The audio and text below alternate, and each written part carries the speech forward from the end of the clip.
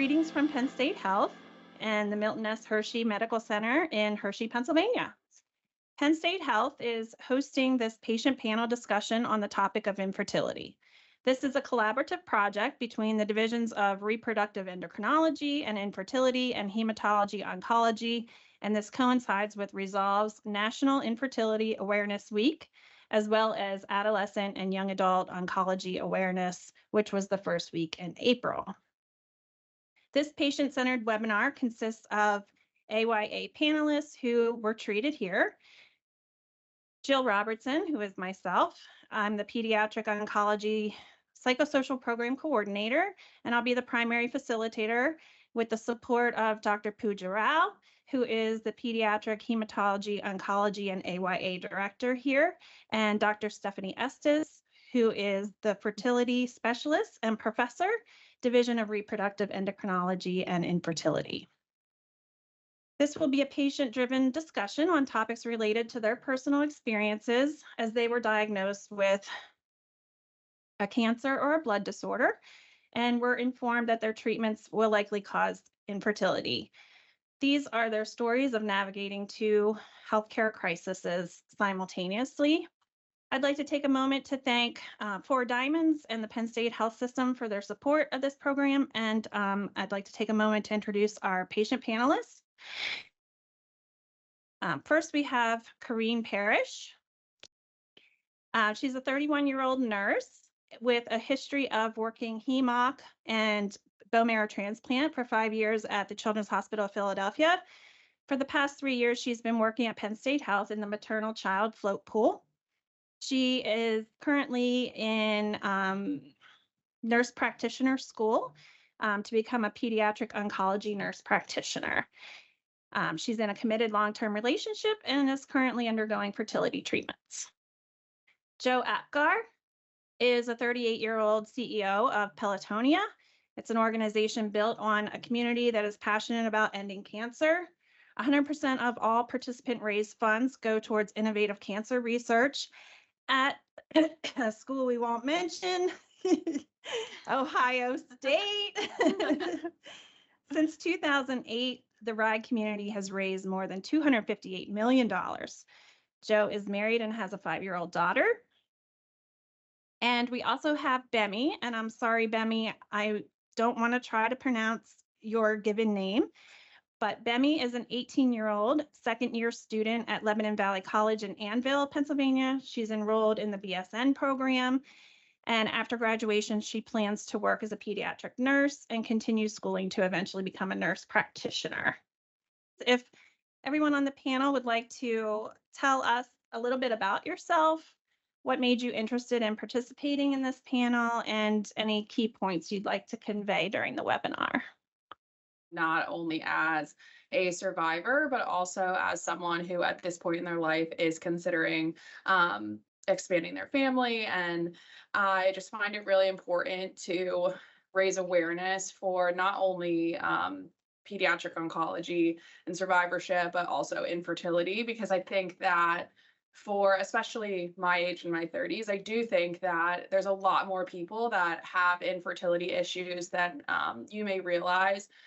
And I don't want to say that there's a stigma, but I think that as a woman, there is this feeling where if there is something that may be wrong with you, or there is like a complication that you may need assistance with, that it really can just impact your mental and physical well-being. And I just think that it's really important to not have anyone feel alone in that.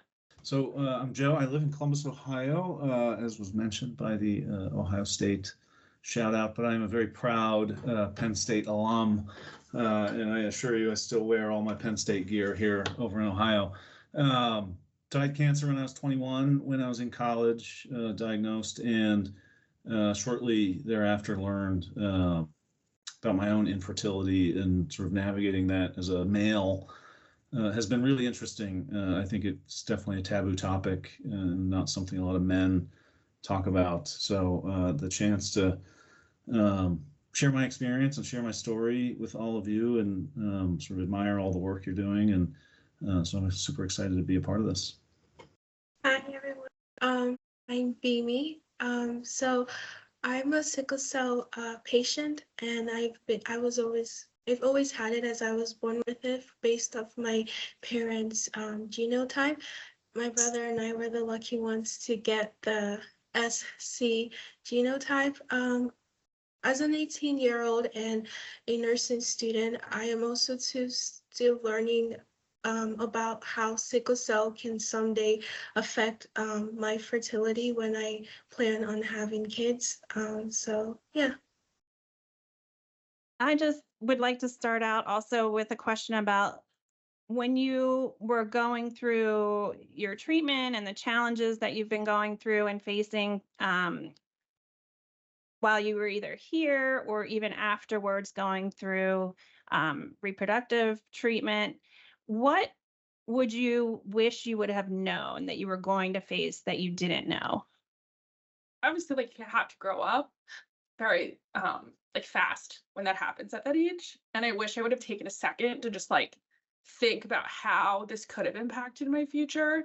Because when the time did come for um like questions about fertility, it kind of like I felt like I was like hit by a train. Like it was like, this is all happening. And I think one thing about dealing with multiple parts of a diagnosis is that you kind of go through this mindset where you hope for the best and you expect the worst. But then when the worst does come, or it's like not something you were anticipating, it really just you're never truly prepared for it. And I think that I wish that like 16-year-old me would have taken more seriously like thoughts about that in my future. If you think about maturity at Mhm, 16 yeah. years old, it's hard to have that foresight, no matter how many people might have been talking to you about it. Mhm. You know, when you go through a diagnosis of any kind, whether it's, cancer, any other disease, you're so focused on that disease and that sort of your treatment for that, and all the other things become sort of secondary. And it's also in certain settings, in office settings, or all the tens of people that are involved in your treatment, from different nurses, different sort of social workers, all these things. Everyone's really focused on your primary disease and getting you healthy from that standpoint. And so fertility, when I was 21 and I was a man, was a very secondary conversation. And a lot of the conversations I had about it were very sort of end of the meeting, or sort of just FYI, FYI. I'll never forget my first call, after I did the testing, which, hopefully we can talk about that process too. But, she just said, FYI, there was no detectable sperm. And I was, so, oh, what's that mean? And she said, it means you probably won't be able to have children.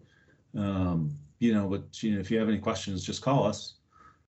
And, there's no education around it. I didn't, going to the internet, as everybody knows, when you go through any disease diagnosis, is the worst thing to do. And so, I think just, I wish I knew the ways to get educated properly about it, or the resources that existed, because I think a lot of those resources, and anything in sort of AYA, a lot of places don't have full programs, and so services become very secondary, and they're not the front of anyone's mind.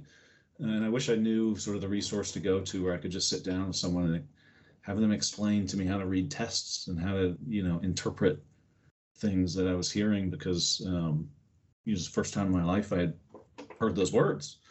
And so it's just a real education curve that exists there for people. And most people don't need to know a lot about it until you want to pursue a family.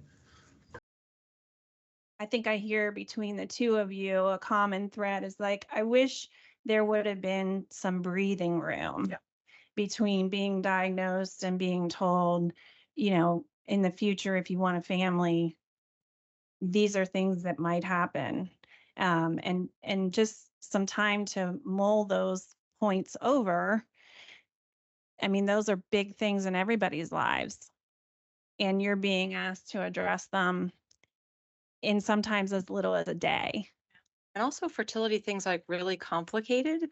And so there's like what you're saying, Joe, is that there's not really like a step-by-step playbook that you have that you can say, okay, do this, or that this is what it means, because it's a broad range of how egg and sperm work together, and those things come up, and it's not something you can just have maybe a definitive answer to. Yeah, and so we talked a little bit about what you remember about the initial conversation, although Bemi, I'm going to give you a chance to speak as well about the unique challenges for sickle cell patients. Unlike the other two panelists, I was able to have a conversation with my doctor about planning to have a family in the future, but I never really took it seriously because I was still younger than I am right now. But I now come to the understanding that with like sickle cell patients, especially women, and we have a reduced we have we have a lower chance of being able to conceive because of like the differences in our amount of ovarian amount of eggs that we have and stuff like that. I'm so sorry.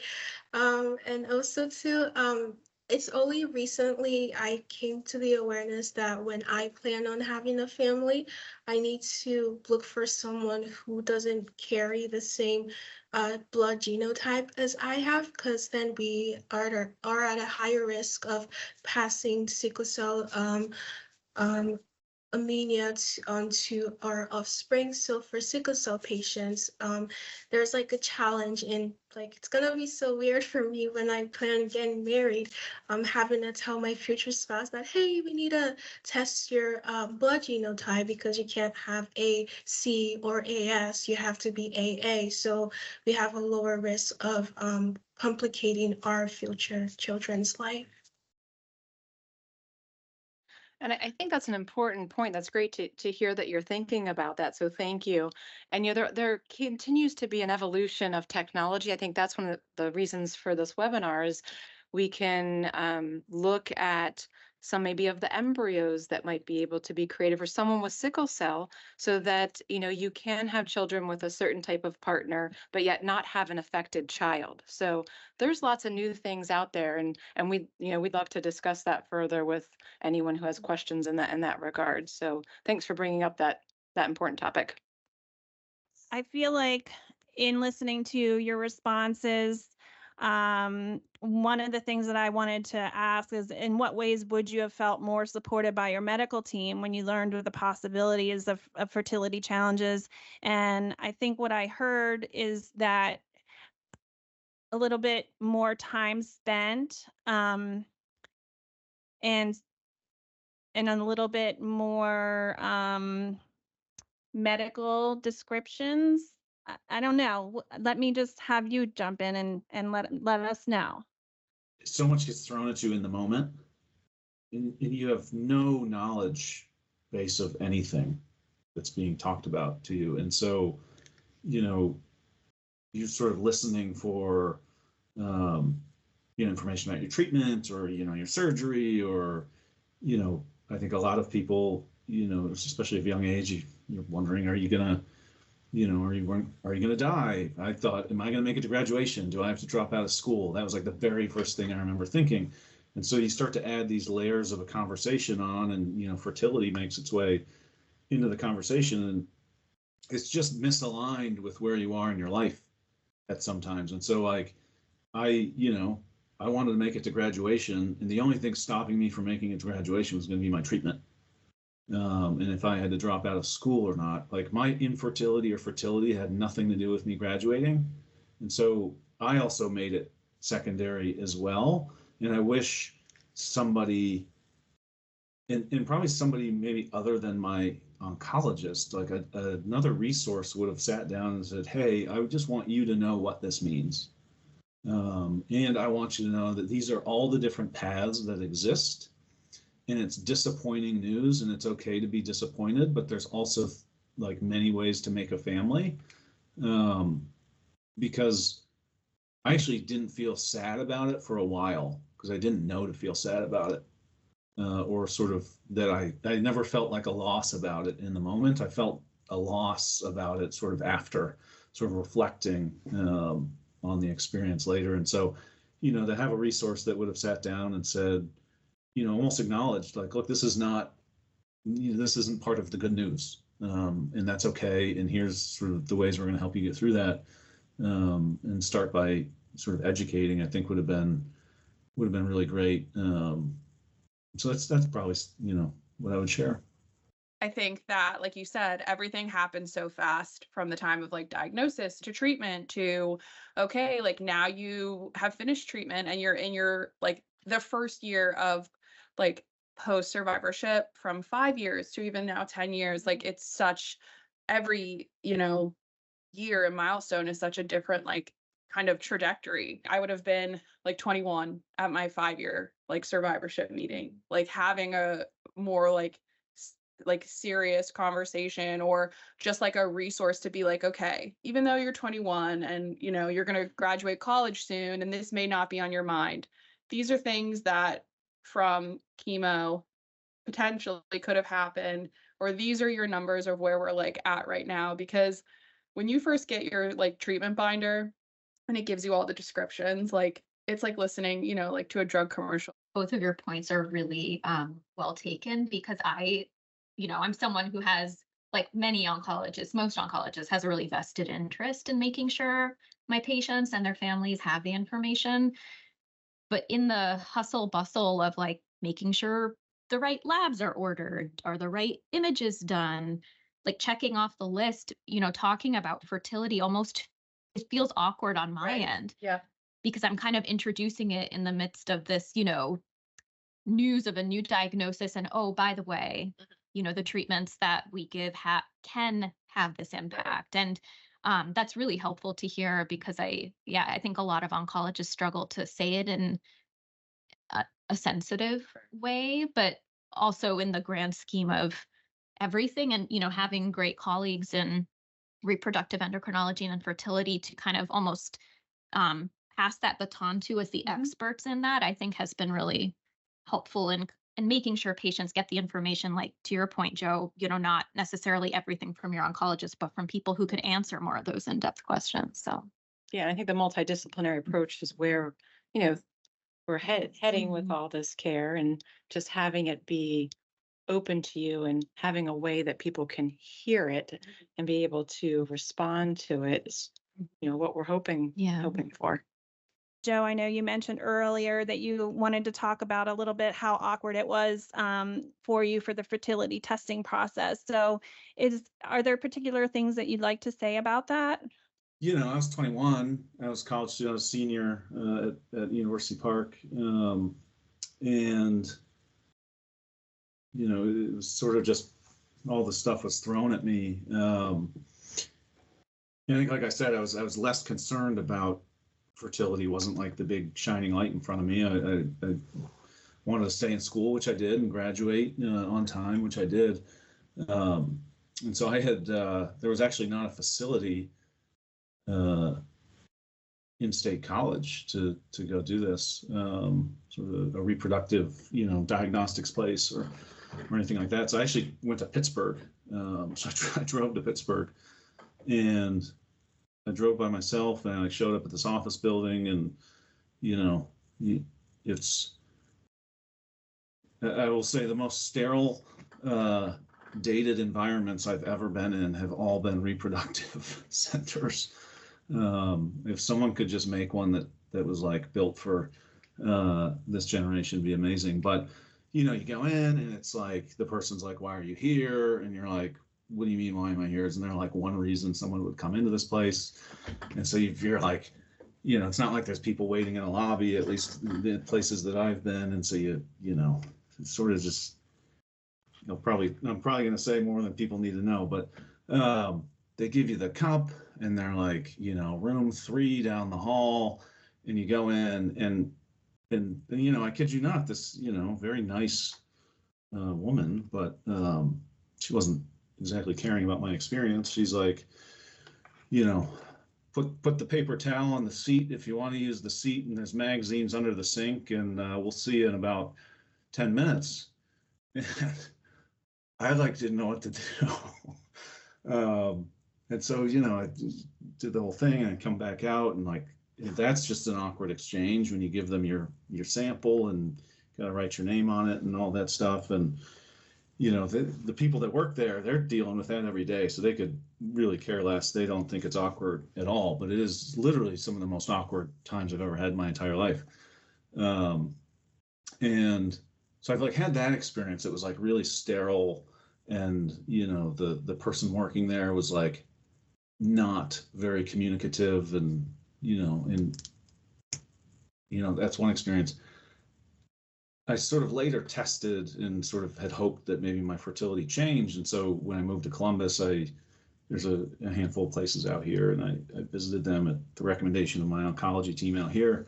Very similar experience, except the place that I've gone, I've done this 5 times, and so I did one time in Pittsburgh and 5 times out here, and all the times the test results were the same.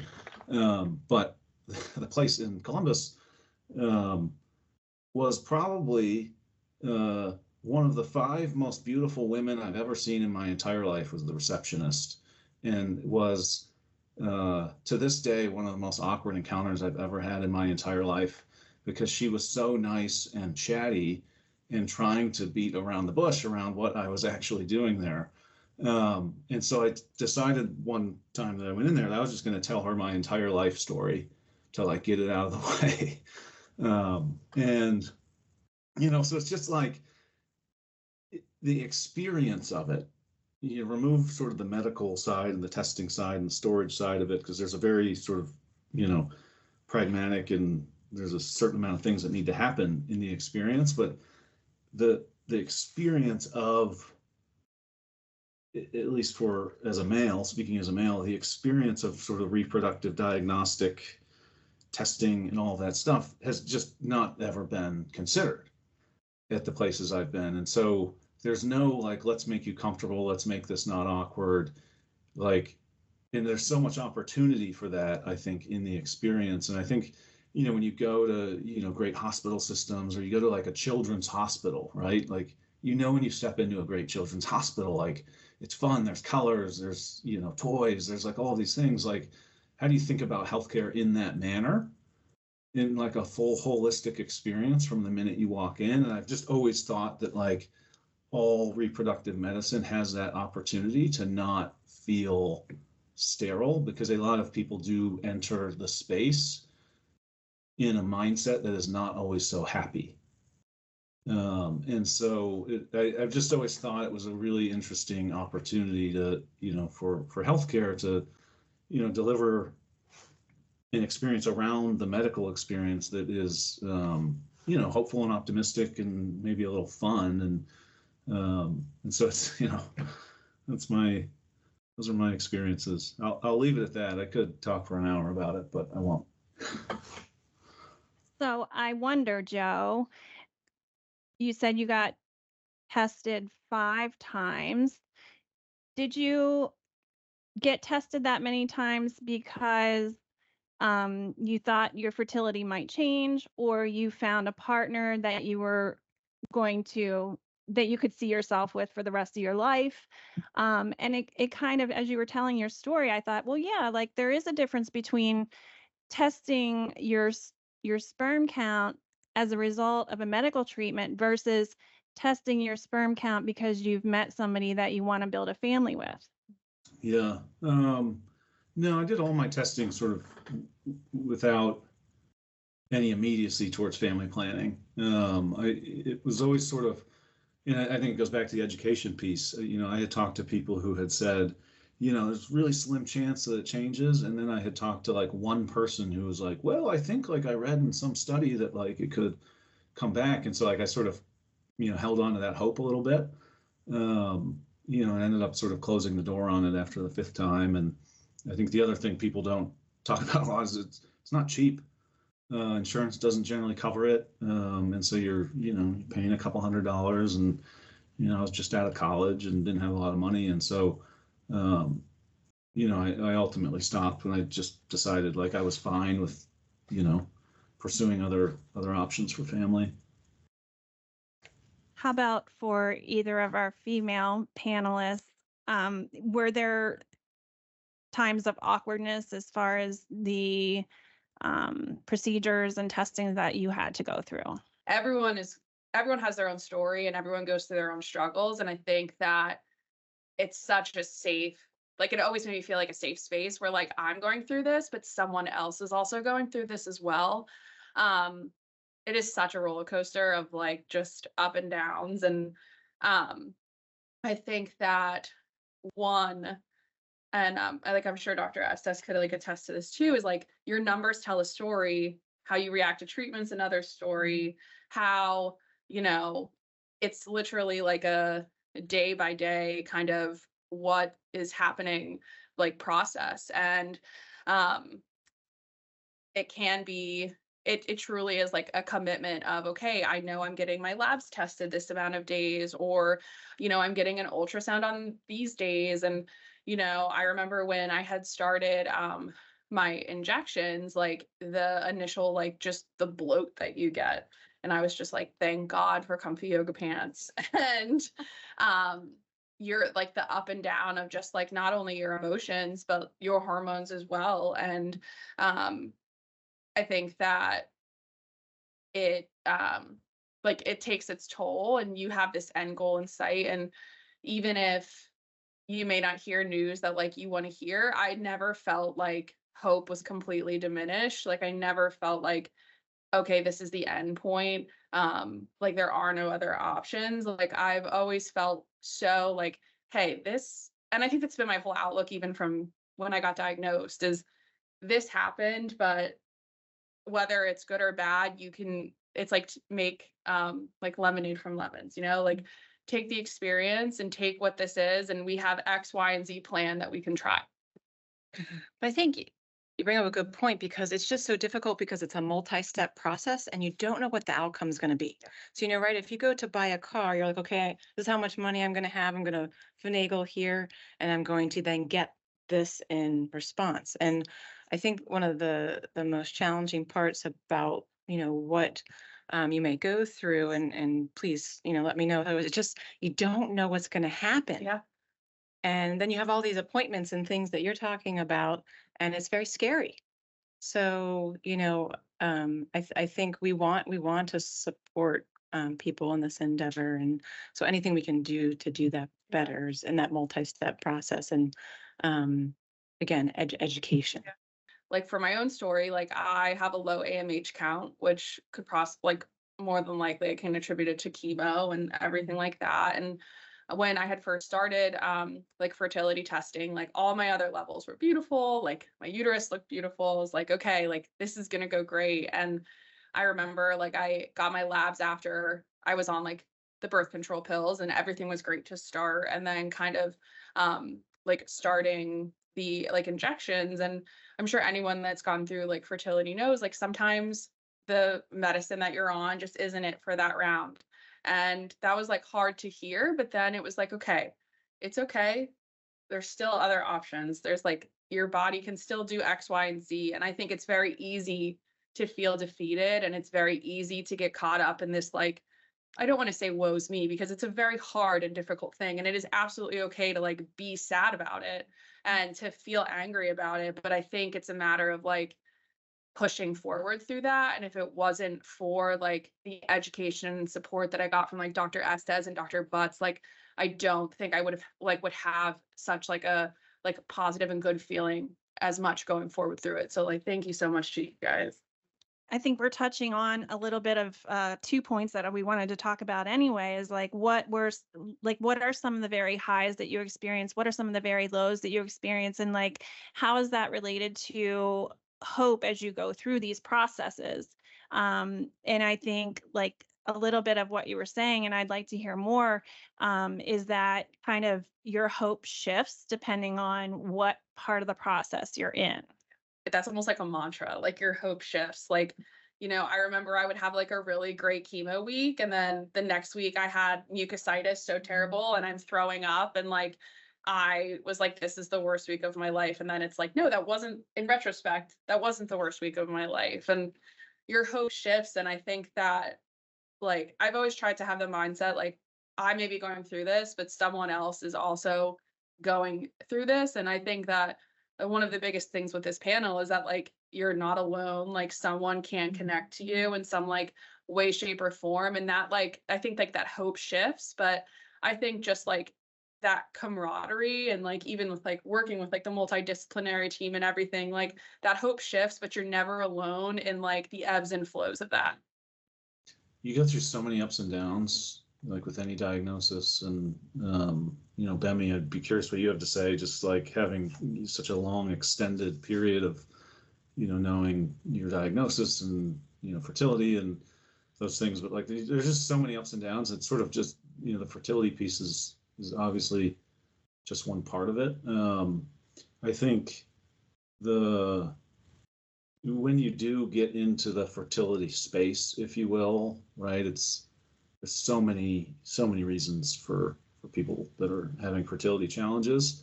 It's actually like a really good reminder that like everybody's got something going on. And I think sort of is a really good mindset to just think about life, like, you know, and I'm a sort of a big believer, you know, everybody's always got something going on in their life. Like you've got to give people grace, and, you know, you got to give yourself grace too in those moments. And, but I think, you know, what was challenging for my wife and I, you know, when we did start to have conversations about family and all that stuff was, you know, you paint these pictures in your mind of what, you know, your little family is going to look like, or, you know, what life with, you know, having a child would look like. And, you know, you don't have that yet. And you start to see people in the world that do. And like, those can become like the hard moments that are very unexpected. You know, we went through an adoption process, and, you know, it's been amazing. And I've, you know, 5.5-year-old daughter. But there's you know, the adoption process is really tough. And there's a period where you're sort of just waiting. And you're waiting, like, and you're hoping for the phone call. And, you know, and then you hear about someone else that, you know, got matched, and, you know, they got to bring you know, their son or daughter home, you know, and you didn't. And like, so you feel out of control. And I think that's like a piece of the fertility thing is you feel really out of control. You can't really control it. You know, there's things you can do to inform it, but you really can't control it. And it feels like, even though I don't think this is necessarily true, it feels like people that don't have quote unquote fertility issues have more control. What I've learned over time, and sort of being on the other side of it now, is that I've yet to meet a set of parents that didn't have some sort of challenge. And it didn't always look the same, but like, you know, having a child, like going through the fertility process, is probably challenging for everyone. And it might be challenging at the beginning. It might be challenging, you know, in the middle, or, you know, might be challenging after, you know, the baby's born. But like, everybody's got their challenge. And it's just a good mental reminder that you're not alone. And, you know, something I've always tried to keep, to help myself sort of keep a level head. It is not easy to have family building in any way, shape, or form. And so, you know, you alluded to the challenges in that way. And of course it's worth it. And, you know, it is a great way to have a family. But I think also some of the ways that those around us approach things adds to the stress of the whole situation, because there are certain things, and people always seem like they can just comment on fertility. It's almost like touching a pregnant belly. It's something that is Public. yes, and people say things. And so I don't know if anything has happened in that regard to you all, but I would hope that we would be able to encourage people to stand up for themselves, and to be able to kind of have things ready to say if certain things happen, so that you can, you know that you are supported amongst being not alone in that situation. A couple of things come to mind in response to what Joe was talking about, and some of what Corinne had alluded to. Is it's almost like when you talk about it hits you when you least expect it. It's almost like a loss and a grief process until you have that resolution. Because like you say, you may not think about it for a little while, but then all of a sudden you see you know, X, Y, and Z friends having kids. And then it might hit you differently. And along those lines too, with Corinne, and Joe, what you said, it's like you're kind of doing that with two things, that life that you had of not knowing you had cancer and what the new normal is, like trying to navigate kind of similar yet different experiences at the same time. Yeah, that must be a lot. Yeah, I was just gonna say for me, it's been more of a perspective shift because I actually always thought that I had the trait. It was only until my last appointment that I learned with using like a Venn diagram by my doctor that I don't only have the trait, but I actually have sickle cell anemia.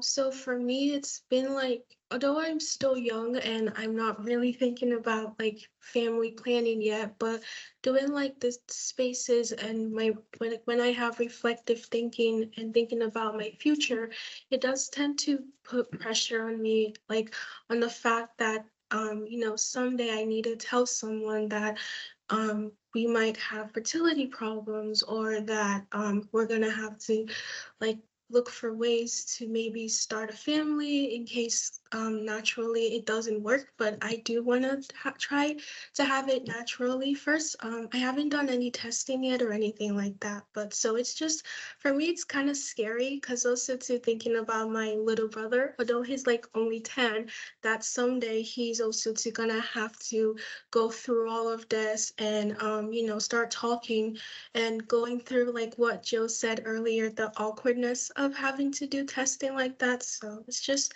a perspective change for me. Dr. Estes started talking about like how people can be really insensitive um, in any really kind of situation that they're not sure what to say, whether that be a cancer diagnosis or a chronic illness or infertility. So I'm wondering if you'd be willing to share some of the most insensitive things that people have said to you, and if you have, something to suggest that maybe would have been a better alternative. Yeah, I mean, I will say the adoption process is not dissimilar from people saying insensitive things. Um, I think a lot of things that sort of come to mind is actually dating is really interesting. So, like, you've sort of had many times, like, family planning has been mentioned, but the like big piece in the middle is dating. And like, I mean, the guy had testicular cancer is like the most awkward thing to talk about during the dating process. And I had gone on I don't want to say a lot of dates because, a decent amount of dates, an average amount of dates, and a responsible amount of dates. How's that? So, and I had had these like conversations with people, and some people didn't care, and some people thought like wanted to really dig into like the cancer piece or the fertility piece, and I would always at some point try to lay it all out there. And I had dates end like because it was very clear that that was an issue to somebody. So I've had dates that we just ended like in the middle of the date and went our separate ways, and it was all fine. And so I actually got really fed up with the whole thing at one point that I had decided the next girl that I took on a date, like I was just all on the table first 30 minutes. And it happened to be my wife now. And so, and she tells the story way better than I can, but like before appetizers even came, she got my entire story. And I was like, just to let you know, if like biological kids are important to you, we don't even need to order appetizers, like the whole thing. And we've been married for like 11 years now, so it worked out great. But it puts you in this really awkward position because until you say something, you feel like you're hiding something. Like you feel like you sort of have a secret. And for some people it's a really big deal, and for some people it's not, and you have no idea how to figure that out without telling someone. And so that, like, the dating piece to me was like the most challenging piece of the fertility, of having cancer, of the whole thing. And, people react differently to different things. And so you sort of can judge a lot by people's reaction to things. And, and there's a maturity level of, 22-year-olds versus 25-year-olds versus 30-year-olds that, spans a really wide gamut too. And I think, navigating any disease or sort of any traumatic event really in life matures you in ways that, not going through that might not. And so I've always found sort of the awkwardness and the inappropriate things for me always came sort of from the dating scene. Kind of tying back to what Joe had said earlier about control, like whether it's like cancer, infertility, if I could have the control to not have, these things stacked against me, I would choose that. And I'm not saying everyone by any means does it on purpose. I don't think people necessarily try and be insensitive, but like until you're going through it, for someone to be like, well, you could adopt. Well, I could. And that is something that like, if it has to get to that point, you think about. But there's also this like, you're saying that, but imagine not being able to like have your own biological child. You're dealing with that. Like you're saying, well, you could do this, but in turn, I'm giving up this. And I don't think that people who are necessarily going through it like think about that aspect. Like the incidence of people having difficulty having children is not low. No, I mean, it's now we say 1 in 8 couples Wow. have challenges. And then other things, of course, with Mhm. a different type of diagnosis, yes, would put Mhm. you at least 1 in 3. So Right. it is extremely common. Yeah. So I haven't really encountered it, but I could say that a little bit of it could be from my own self, being insensitive to my own self.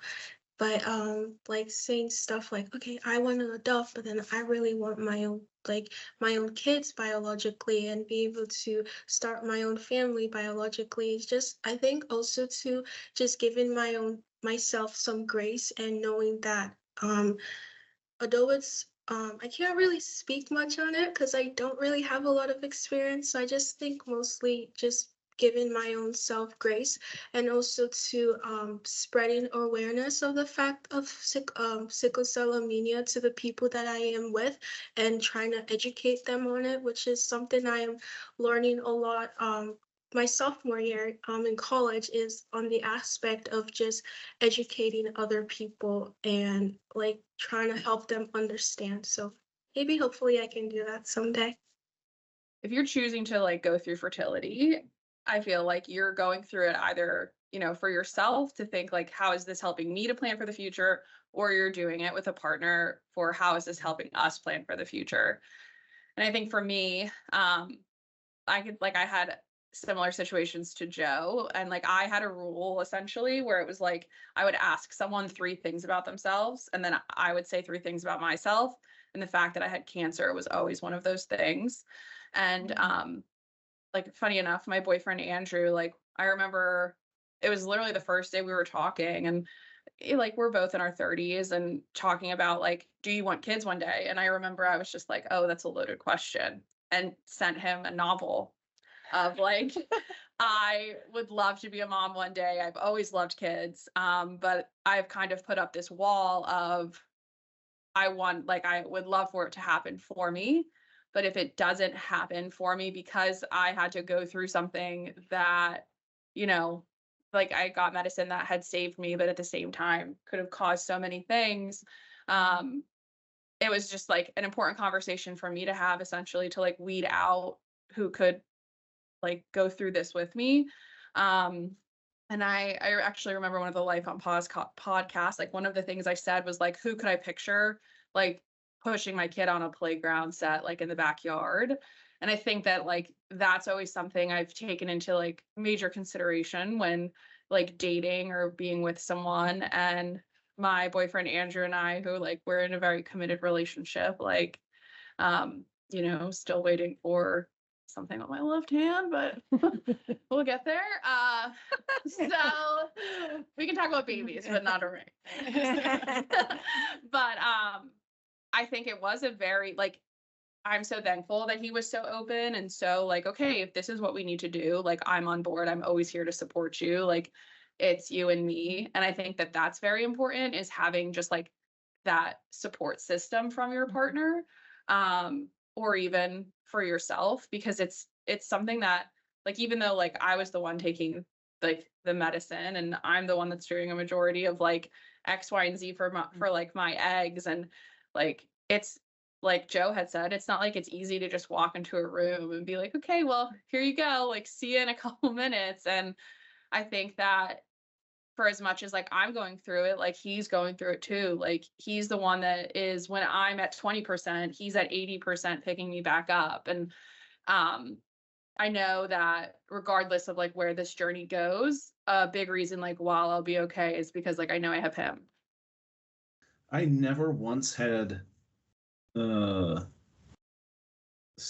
anyone sort of who was inquiring about how I was doing through treatment, cancer, the whole thing, ever ask about fertility. I think because I think it is a taboo topic. I think maybe at 21, not a lot of people were thinking about it as well, but, and maybe it's something that, more people might ask about or inquire with friends who are female, but, I've sort of shared with some of you before, like I think it's taboo among men a lot of times to talk about fertility. And I also think more men than people realize struggle with fertility issues for a number of different reasons. And so I do think it's something that's okay to ask your male friend and, inquire about it and be curious about it.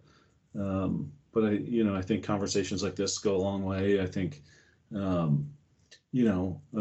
reflecting on like my parents, and how they felt about it. And my dad was adopted also. And so that was like an interesting wrinkle in the entire story because my grandmother had fertility issues and couldn't have biological kids. And so my dad and my aunt were adopted. And so adoption has always sort of been a part of my family story. And I've always known growing up, my dad was adopted.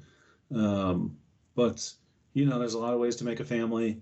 There's no right way to make a family. And, I can sort of tell you from the other side that, it's great being sort of a dad and having this adoption experience. For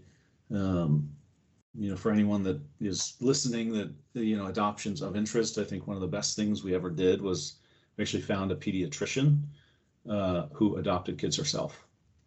And we spent a lot of time trying to find a pediatrician that would understand our situation or be a little more empathetic to our situation, because there's a lot of questions and things that come with that you don't necessarily think of, where you don't have you don't go through the pregnancy experience. And so there's a lot of things you just don't learn along the way. But I think conversations like this are great. I think the multidisciplinary approach to medicine is where a lot of great health centers are moving towards. And there's a reason for that. And so more people involved, the better. More coordinated care, the better. And it was mentioned earlier, but like to not put all the pressure on the oncologist or one person in the room, I think is a very real and powerful thing.